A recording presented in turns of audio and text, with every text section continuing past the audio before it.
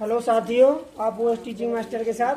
और कल एक्सरसाइज 3.1 चल रही थी, इसके क्वेश्चन नंबर 4 तक हो गए थे, अब चलेगा 5। ठीक है, तो सभी कंसंट्रेटली ध्यान से देखिए और अंत तक बने रहिए, तभी समझ में आएगा जब आप पेशेंस के साथ बने रहेंगे। तो क्वेश्चन नंबर 5 है ये एक्सरसाइज 3.1 का। एक्सरसाइज 3.1 प्रश्न नंबर है आपका 5। इसमें कह रहा है एक आयताकार बाग, आप इसे फिगर से समझ सकते हैं। बाग कैसा है? आयताकार है। Yes sir. ठीक है, एक आयताकार बाग जिसकी लंबाई चौड़ाई से 4 मीटर अधिक है। जिसकी लंबाई चौड़ाई से, तो पहले लंबाई माने चौड़ाई माने लंबाई से जिसकी लंबाई चौड़ाई से 4 अधिक है। अच्छा, इसे 2 समीकरण से करना चाहेंगे या 1 समीकरण से? दो। तो फिर अलग अलग लिख लीजिए। माना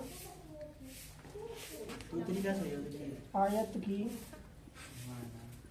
लंबाई बराबर x मीटर, मीटर में दिया है, m लिख रहा है, और चौड़ाई बराबर नहीं आयत तो की x+4 चौड़ाई बराबर y माननी पड़ेगी। y metre.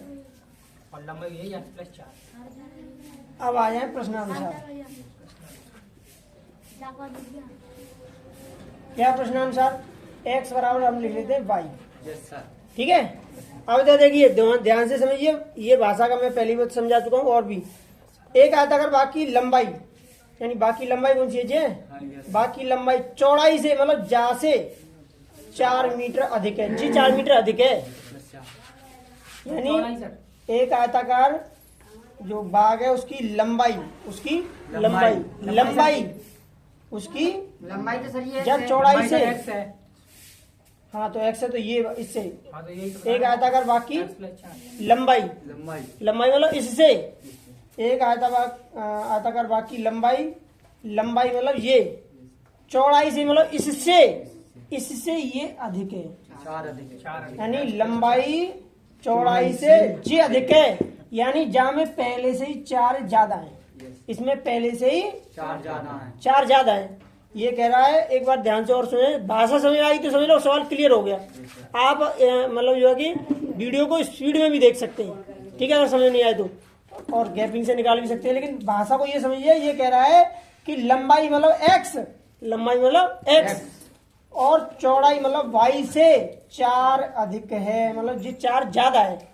ये 4 इसके अंतर्गत +4 अधिक है पहले से ही, तो बैलेंस कब होगा? जब हम 4 प्लस कर देंगे। समझ आ गई? और ये कहता है कि लंबाई चौड़ाई से 4 कम है, तो जी कम है, तो जब मुझे कम कर देते तो क्या हो जाते? बराबर। एक भाषा और बताई थी मैंने कि लंबाई का 2 गुना चौड़ाई का 3 गुना से 4 अधिक है, तो फिर वे बाम दोनों अलग अलग करते हैं। लंबाई में 3 को गुणा करते हैं, चौड़ाई में 2 का करते हैं, और फिर बाम जोड़ते, यानी उस कंडीशन में अलग अलग करते। लेकिन इसमें क्या करता है कि एक ही तरफ बोल रहा है कि लंबाई चौड़ाई से 4 अधिक है। जी तो 4 अधिक है ही, लेकिन हमने बराबर का चिन्ह लगाया, तो बराबर तभी होगा जब यहाँ पे +4 कर देंगे, क्योंकि इसके अंदर तो +4 ऑलरेडी इसके अंदर इंक्लूडेड है, वैलिड है, उसकी जो वैल्यू है वो 4 ज्यादा है।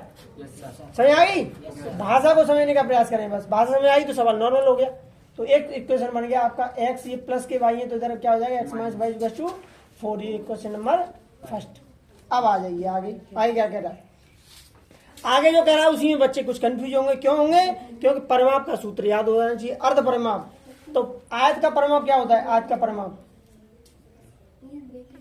का अब इसमें अर्ध परिमाप की बात कर रहा है, तो आयत का अर्ध परिमाप, आयत का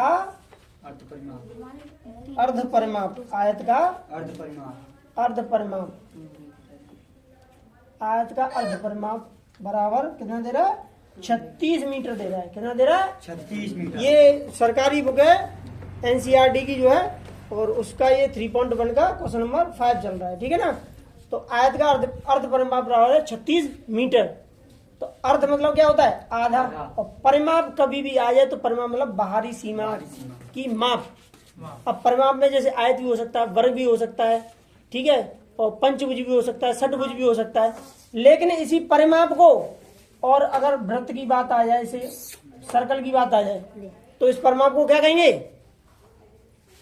परिधि। परिधि कहेंगे, यानी बाहरी सीमा की माप को परिधि कहेंगे। Very good. तो परिमाप क्या होता है? आज का परिमाप क्या होता है? 2 ब्रैकेट में लंबाई प्लस चौड़ाई, ठीक है। और अर्ध कह रहा है तो इसी में गुणा आधा कर दीजिए, समझा गया? बराबर 36, और 2 से 2 कट गया, तो लंबाई कितनी थी हमारी? x, और चौड़ाई कितनी थी? बराबर कितना है? 36। ये आपका समीकरण नंबर सेकंड हो गया। समीकरण फर्स्ट और सेकंड से विलोपन विधि से कर दीजिए, किसी भी विधि से कर दीजिए, इसे राइट डाउन कर लीजिए और इसे सॉल्व करके बता देते। ओके,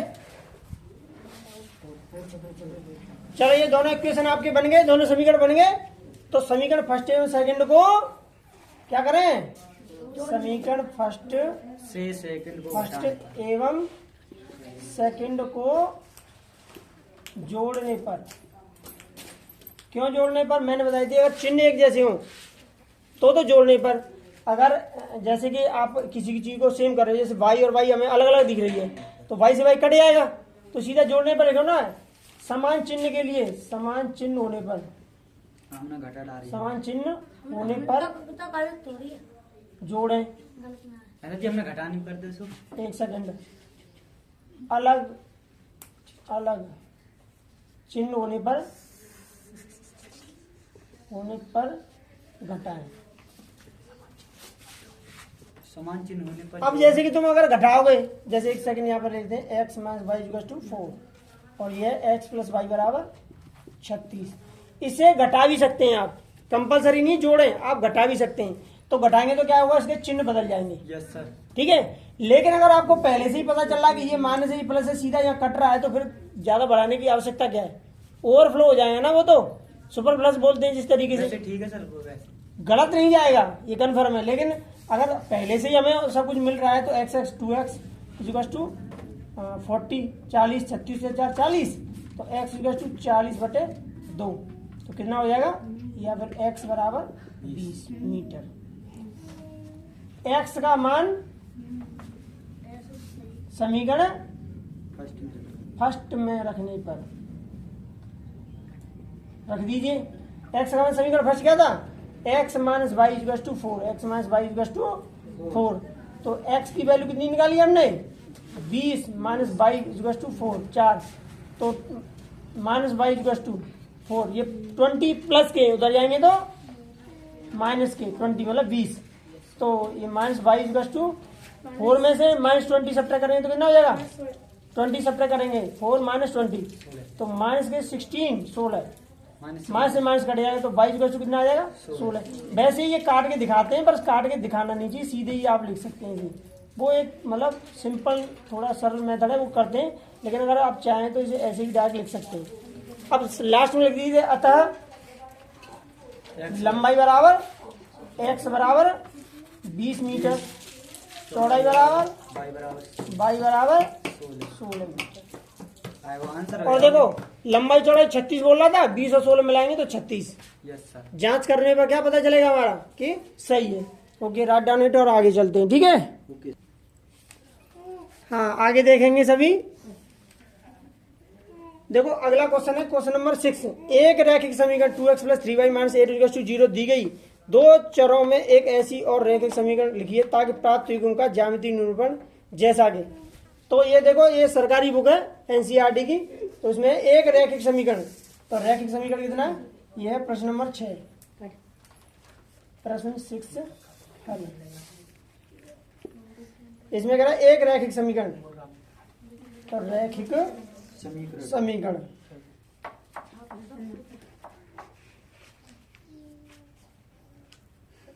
रैखिक समीकरण क्या है? 2x plus 3y, 2x plus 3y minus 8 equal to 0। दो चरों में एक ऐसी और रैखिक समीकरण, यानी दो चरों में, ये जहाँ कितने चर हैं? दो चर। कौन कौन से चर हैं इसमें? x और y। x और y। एक्स और वाई दो चर है, जी अचर है। Yes, ठीक है, तो ऐसे ही दो चर वालों एक और रेखीय समीकरण बनाना है। और वो समीकरण कैसा होना चाहिए?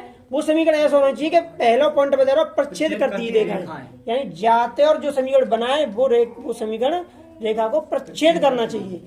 ठीक है, और दूसरा पॉइंट क्या कह रहा है कि समांतर होनी चाहिए। तीसरा पॉइंट कह रहा है कि संपाती होना चाहिए।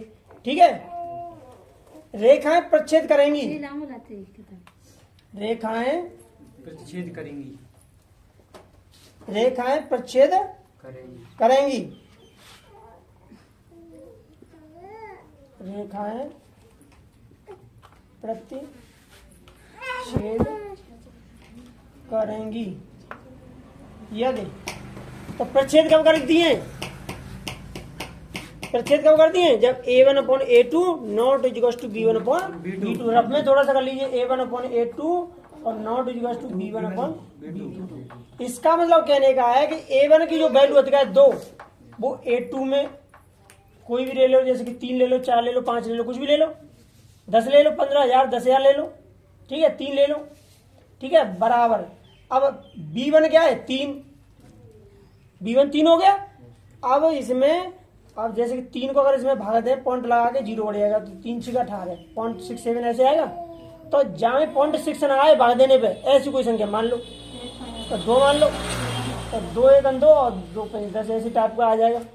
तो मतलब जी संख्या जाके बराबर न बैठे, बस इतना ध्यान रखना है हमें। Yes sir. समझ आ गई? अब जैसे ये 2/3 है, जैसे 7/5 मान लो, तो 5 में 5 और 20 पॉइंट लगा 3 बचेगा, 5 30, 5 में 5 और 2 7 5 चौक 20, 1.4। 1.4। ठीक है, कुल मिला के कहने का मतलब है आपको थोड़ा ये सोचना पड़ेगा कि a1/a2 जो वैल्यू है वो b1/b2 में नहीं होना चाहिए। ये आप यहाँ पे क्या कर लेंगे? रफ वर्क करके देखेंगे। क्या करके देखेंगे? Rough work. क्या करके देखेंगे? Rough work. ठीक है, यस सर। रेखाएं प्रच्छेद करेंगी यदि, अब इस पर कोई मान लीजिए, यदि नंबर जैसे कि आपने यहाँ पे क्या माना? 3/2 माना। यदि 3x + 2y और माइनस, अब जैसे कि इसमें कुछ भी ले लीजिए, 7 ले लो, 10 ले लो, 10 = 0। रेखा प्रच्छेद करेंगे यदि पर या लेने पर। अब ये कहेंगे कहाँ से आया? तो ये सारी कैलकुलेशन आपको यहाँ से करनी पड़ेगी। समझ आ गया होगा? यानी a1, सॉरी कुछ गलती हो रही है, हाँ कोई बात नहीं है, थोड़ा ये जो समझाया मैंने वो 2/3 ये मैंने ले लिया। जैसे 2/3 हमने ये कर लिया, तो ये तो a1 होगा और ये a2, तो मतलब 2/3 बराबर ये b1 मतलब 3 और ये b2 2। अब इसका दिया तो 0.6 आ रहा था, इसका दिएंगे तो 1 पॉइंट करके आ रहा था। इसका मतलब वैल्यू डिफरेंट हो गई, अलग अलग हो गई। तो ये सब आपको रफ वर्क में करना पड़ेगा साइड में। तो अब इसे कर दीजिए, रेखा प्रच्छेद करेंगी यदि पर, मतलब इतने पर।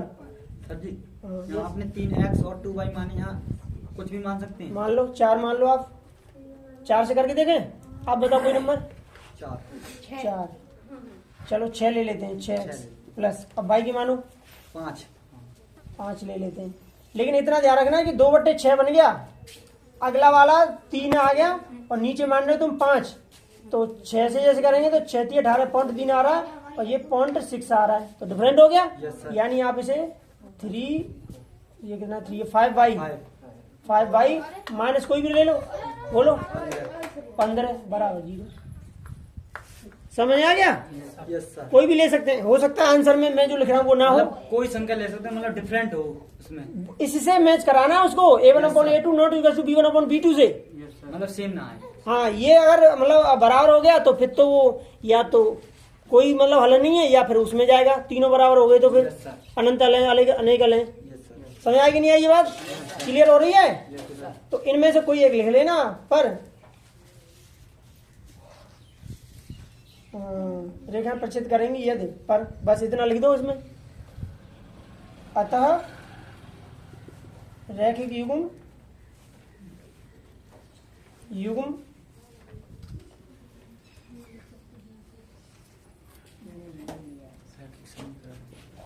2x + 3y - a2 = 0 तथा 6x, नीचे वाले लिख लो ऊपर वाले लिख लो, 3x + 2y - 10 बराबर 0 बस आंसर लिख दो। ठीक है, अब ये नीचे वाला लिखना चाहो नीचे वाला एक ही को लिखना है, दोनों में लिख लेना लेकिन, ठीक है, या तो ऊपर का लिखो लेकिन इससे वेरीफाई कर लेना पहले थोड़ा सा दिमाग में कैलकुलेट करके। क्लियर है? Yes sir. चलो तो फिर आगे चलते हैं ना। आप जैसे इतना लिखा है, इसमें एक पॉइंट और जोड़ना चाहें तो जोड़ सकते हैं, जैसे कि ये सेकंड वाला नहीं लिखना है, इनमें से एक ही लिखना है आपको। ठीक है, तो पर जो A1 upon A2 not equal to B1 upon B2 को संतुष्ट करता है।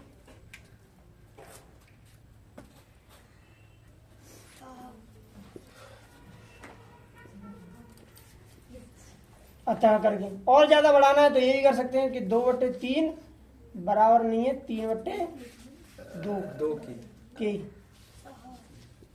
जो A1 upon A2 not equal B1 B2 संतुष्ट करता है, अतः ये करके ये लिख सकते हैं। अगर नहीं भी लिखेंगे तब भी चलेगा, लेकिन आपको और ज्यादा डिटेल देना है तब। ठीक है, तो ये क्लियर हो गया होगा। Yes sir. आप इसमें कोई वैल्यू कर सकते हैं और आंसर शीट में हो सकता है कोई भी हो। आप आंसर शीट वाली वैल्यू रख के देखना तो A1 upon A2 not equal to B1 upon B2 वाला ही पॉइंट आएगा निकल के। ठीक है ना? Yes sir. चलो आगे चलते हैं। हाँ, इसका जो प्रश्न नंबर 6 का फर्स्ट पार्ट हो गया। अब सेकंड देखिए, प्रश्न नंबर 6 का सेकंड पार्ट है। सेकंड पार्ट में क्या कह रहा है? समांतर रेखाएं हो। समांतर रेखाएं तो पहला रैखिक समीकरण क्या था? रैखिक समीकरण। रैखिक समीकरण क्या है? 2x plus 3y equal to 0। दो चरों में एक ऐसी रैखिक समीकरण, दो चरों वाला भाषा लिखे तो इसी में से, देखो इसी में दे रहा है, दो कहाँ गया ये वाला, दो चरों वाला एक रैखिक समीकरण। दो चरों वाला एक रैखिक समीकरण। अब देखो यहाँ क्या कह रहा है? समांतर है। क्या कह रहा है? समांतर। समांतर का मतलब क्या है? कि सब बराबर रह जाएंगे। सब बराबर। समांतर में क्या होंगे? सब बराबर। तो जाको मतलब दो की यहाँ एक्स तो आएगी और यहाँ ठीक वायु आएगी और यहाँ ठीक माइनस को चिन्ह लेना पड़ेगा। ठीक है, अब यहाँ ठीक दो की है, दो के पहाड़ों पढ़ लो, लेकिन उतना ही पढ़ो 3 को पढ़ना पड़ेगा और उतना ही पढ़ो 8 को पढ़ना पड़ेगा। उतनी बार। अब 2 को पढ़ो 6 बार तो 2 तिया सर 2 के 3 तिया 9 3 तिया 9 और 8 तिया 24। जरूरी नहीं है ये करें हम, आप और कोई भी कर सकते हैं। 2 को पढ़ो 10 बार पढ़ ले, 2 दाई 20x, 3 दाई 30y माइनस 8 दाई 80 और कोई पढ़ा पढ़ लो, लेकिन जितनी बार जो करोगे उतनी बार नेक्स्ट को करना पड़ेगा। समझ आ गया? Yes sir. समझ आ नहीं आया यहाँ तक? ये आपको रफ वर्क में या साइड में सोचना पड़ेगा पहले। Yes sir. क्लियर है? Yes sir. दो चरों वाला रैखिक समीकरण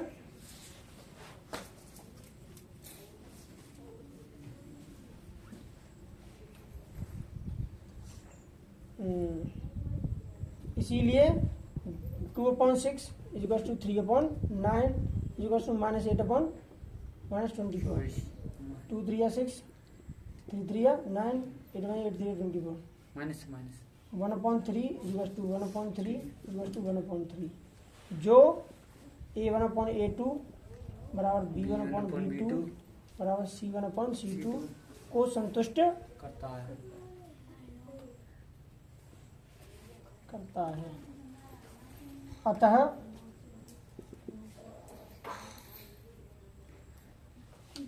अतः रैखिक समीकरण युग्म समांतर रेखा होंगी। अतः समीकरण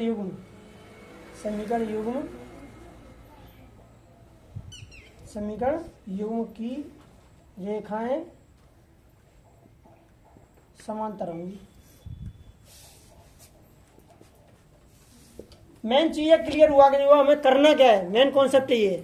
ठीक है, जितने का 2 का पहाड़ा पड़े, मतलब 2 का मतलब गुणज लगाए, उतने का ही 3 का लगाना, उतने का ही 8 का लगाना। अब चाहे तुम 2 बार लगाओ चाहे 10 बार लगाओ या 50 बार लगाओ। 50 दूनी 100 और 50 ये 150 और 8 45 400। समझ आ गया?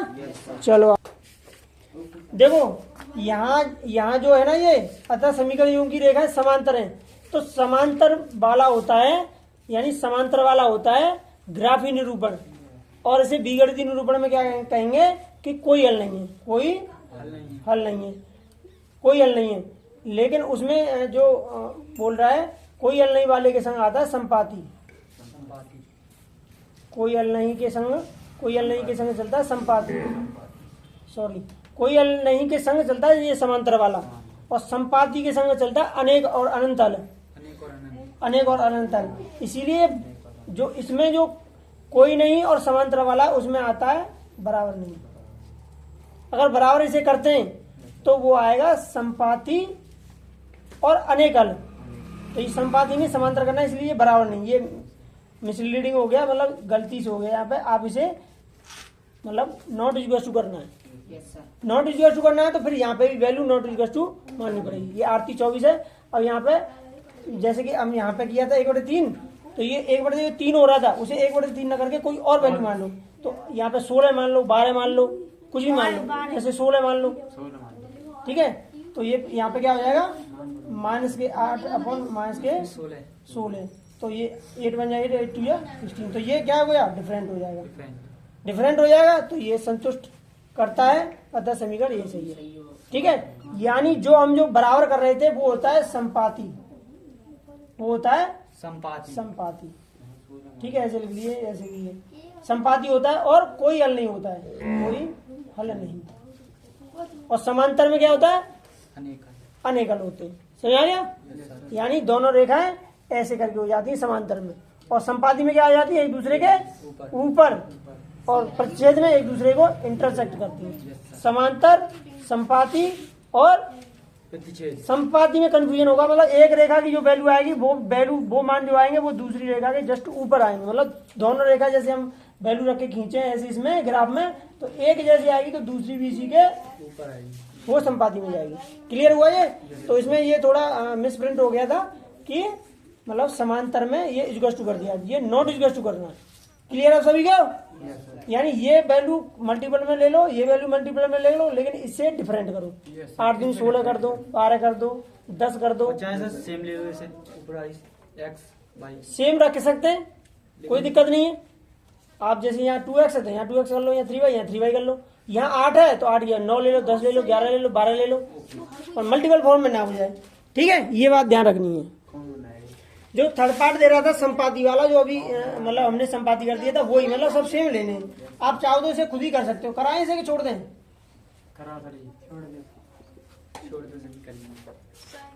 कुछ नहीं करना उसमें, रैखिक समीकरण आपने सर पहले करा दिया, ऐसे में पहले करा दिया, वो एक तरीके से ये समझो। तो रैखिक समीकरण 2x + 3y - 8, 2x + 3y - 8 = 0। दो चरों में एक ऐसी रैखिक समीकरण, तो दो चरों में एक रैखिक समीकरण, दो चरों का एक रैखिक समीकरण, दो चरों वाला एक रैखिक समीकरण।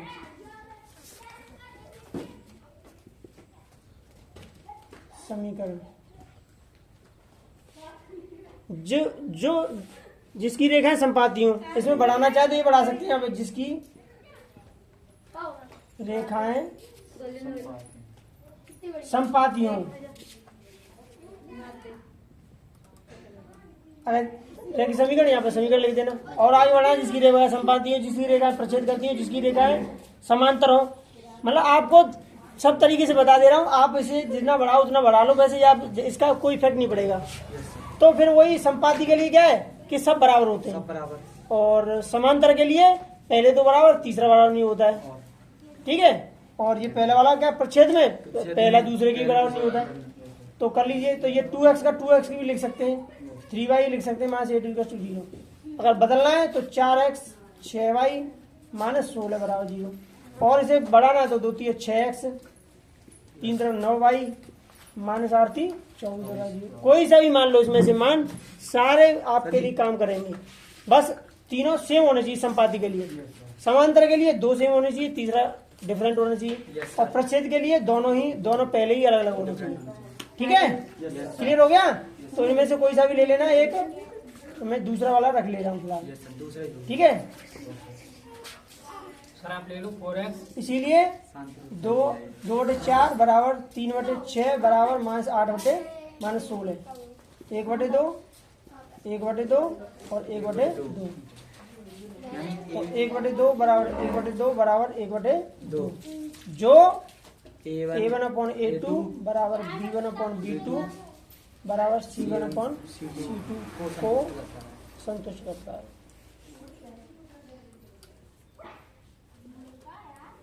अतः रैखिक युग्म समीकरण युग्म समीकरण तो ये हो ही गया, और युग्म मतलब जोड़ा, एक ये था और एक हमने मान लिया यहाँ पे।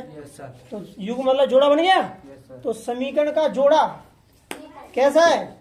तो रेखिक समीकरण युग्म की रेखाएं संपाती। समीकरण युग्म समीकरण युग्म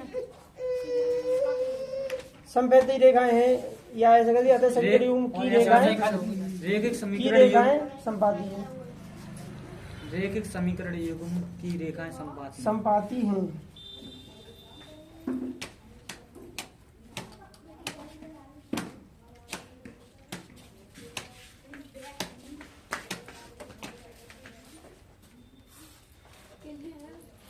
क्लियर हो गए?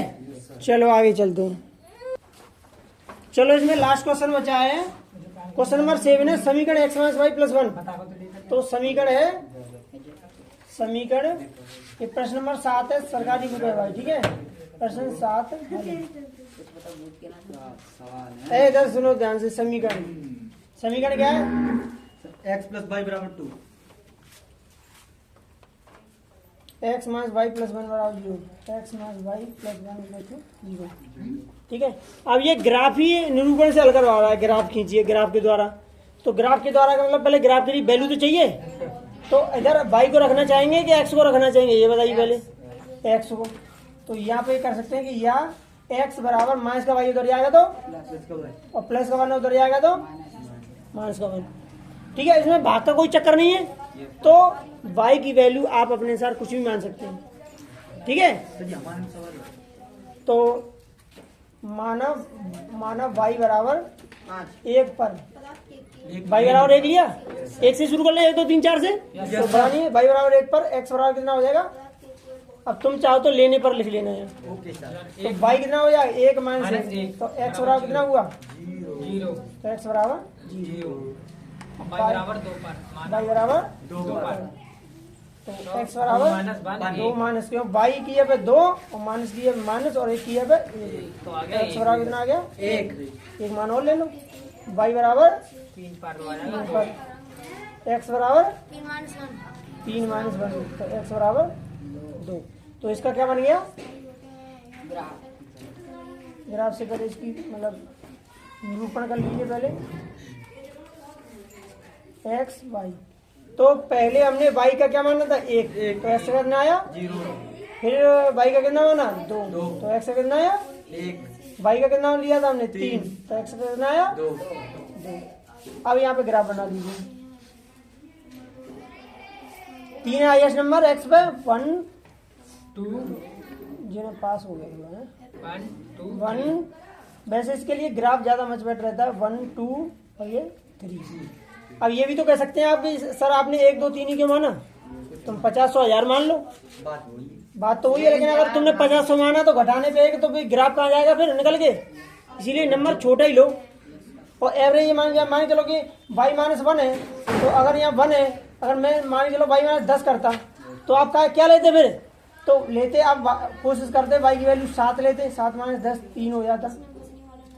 ठीक है, तो 7 से भी ज्यादा यार और एवरेज कर लो, जैसे कि 4 5 6 ले लो। जैसे 4 लो तो 4 में तो 10 जाएंगे तो -6, फिर 5 लेते 5 - 10 तो -5, फिर 6 लेते तो -4, यानी 4 5 6 में ज्यादा, 4 5 6 में ज्यादा जाता।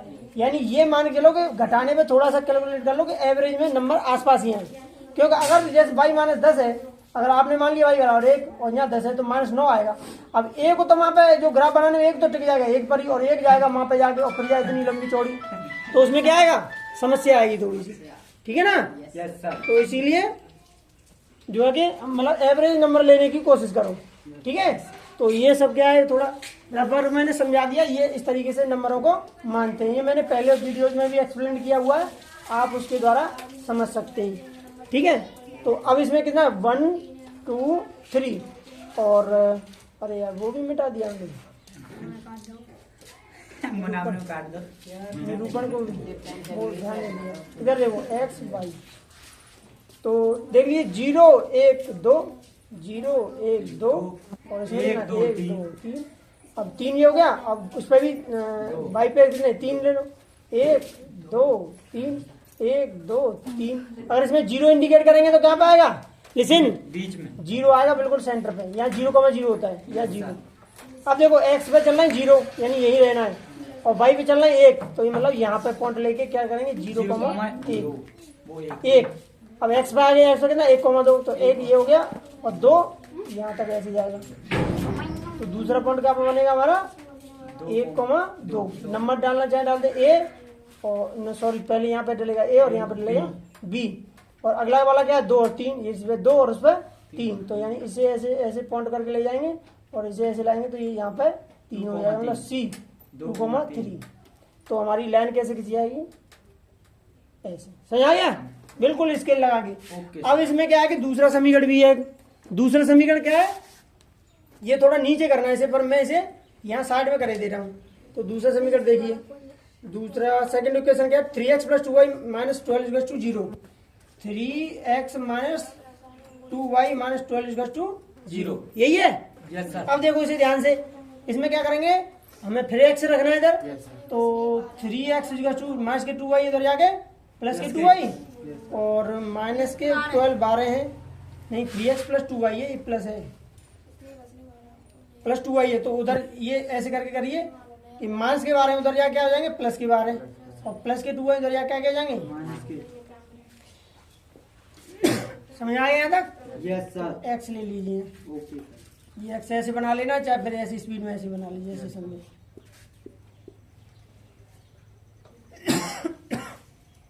अगर सर बाई पहले ले लें तो -2y + 12 होगा, ऐसे कर सकते हैं। ये 3 का यहाँ मल्टीप्लाई है, क्या है मल्टीप्लाई, और उधर 3 जाएगा तो क्या हो जाएगा, भाग लग जाएगा। मान चलो हम थोड़ी देर के लिए y बराबर पहले की तरह ऐसे 1 मानते हैं, तो 2 × 2 हो जाएगा और 12 2 जाएगा तो 10, कितना बचेगा 10, और 3 का भाग देंगे तो जाएगा नहीं, पॉइंट में जाएगा, दिक्कत आएगी। अगर 2 मानते हैं तो 2 दूनी 4 में से 8 बचेंगे, फिर भी 3 से नहीं जा रहा, और 3 मानते हैं 2 3 6 12 में 6 तो जा रहा है, 1 में तो जा रहा है। भाई और आगे कितना ले 3 पर, तो x बराबर 12 - 2 × 3/3, तो 12 - 6 = 2, तो कितना होगा 6/2। जैसे हमने यहाँ पे लिया 3, अगर हम 6 ले लें तो 6 दूनी 12। अब मैं ये पहले ही कैलकुलेट करके क्यों देख रहा हूँ, क्योंकि पॉइंट में न जाए, क्योंकि आपने मान लिया 1, तो 2 × 2 12 में से 2 जाएंगे तो कितना बचेगा 10, 3 × 9 पॉइंट में जा रहा है। पॉइंट से आराम में बचना है, जब कोई कंडीशन न बचे तब पॉइंट में करना है, और पॉइंट के लिए मैं पहले ही बता चुका हूँ कि उसका ग्राफ कैसे बनेगा। ठीक है, तो फिर मान लीजिए y बराबर, जब ये 3 है तो उसे 6 मान लो, y बराबर 6 पर या 6 लेने पर, तो x बराबर कितना हो जाएगा 12 - 2 × 6/3, तो 12 - 12/3, 12 बराबर कितना बचा 0, तो 0/3, तो x बराबर कितना आ गया 0। एक मान और मानना है हमको, तो पहला 3 हो गया, 3 दूनी 6 हो गया, अब 3 दूनी 6 3 9 मान लीजिए, तो यहाँ पे ऐसे कर सकते हैं इसे, y बराबर 7 मानेंगे तो 7 दूनी 14, 12 14 के 2 बचेगा, 3 का फिर पॉइंट में जाएगा।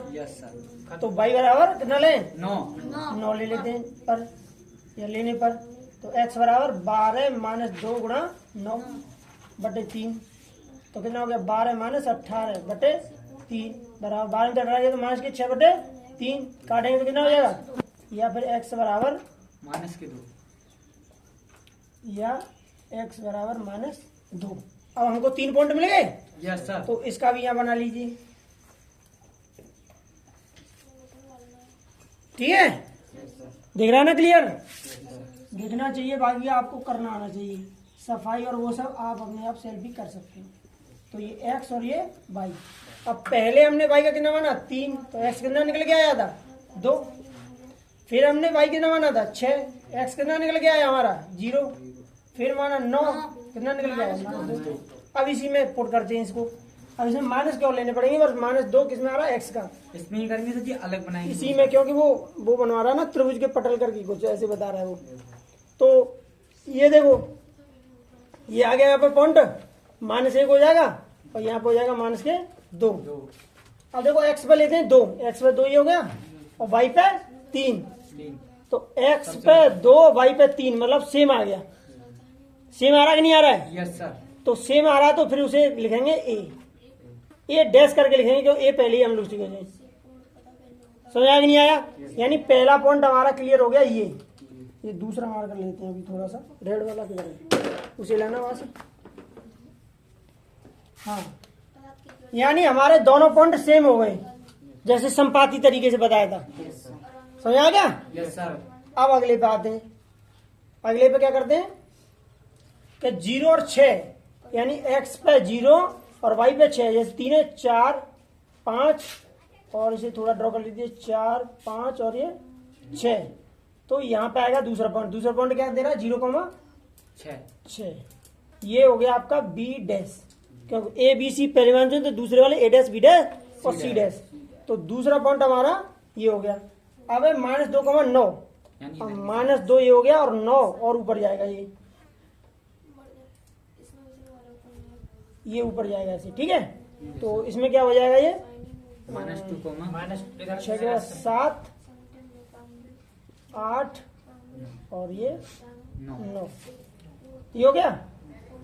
अब जब इसे करेंगे तो क्या हो जाएगा, ये ऐसे करके ऐसे ही तो आएगा। और ये ऐसे मिलाएंगे तो यहाँ पे क्या हो जाएगा -2, सी डैश, ये हो जाएगा आपका सी डैश। ठीक है, यस सर। अब देखो, जो एक पॉइंट ये तो सेम है, ठीक है, ये पॉइंट सेम है। बाकी के आपके देखो,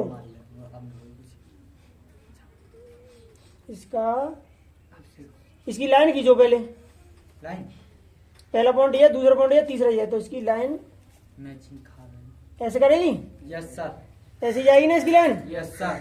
अब इसके देखो, इधर कोई पॉइंट दिख रहा है तुमको? इधर कोई पॉइंट है? इधर पॉइंट है, देखो एक पॉइंट ये रहा और एक पॉइंट रेड से करके दिखाता हूँ आपको, इंडिकेट करके। ये इधर कोई पॉइंट है? इधर कोई पॉइंट नहीं, बीच में है, लेकिन ये बाहरी पॉइंटों को अगर टच करें तो आप देख रहे होंगे कि एक त्रिभुज बन गया। बन गया? Yes sir. अब ये कह रहा है कि एक्स अक्ष और इन रेखाओं से बने त्रिभुजों के शीर्षों के निर्देशांक याद कीजिए। निर्देशांक, तो पहले निर्देशांक हो गए 2,3। Yes sir. और दूसरे निर्देशांक कितने होंगे? -9। दूसरा बिंदु यहाँ पे बिंदु लिया था, नहीं ये नहीं बन रहा है। मतलब जहाँ 3 कहाँ थे, देखो एक तो ये था, इसमें 1 2 और एक यहाँ था, 3 ये थे, यही थे ना 3। इसमें 3 तो ये हो गए, यानी 1 2 और 3। और इसमें 3 कौन से थे? 1 2 और 3। तो 1 2 और तीसरा इसमें कहाँ है? 0 6, एक सेकंड, 0 और 6। तो 0 तो यहीं पे और 6 वाला ये हो गया, और 2,3 वाला 2,3 ये, और 0 6 वाला ये, 0 6 वाला ये।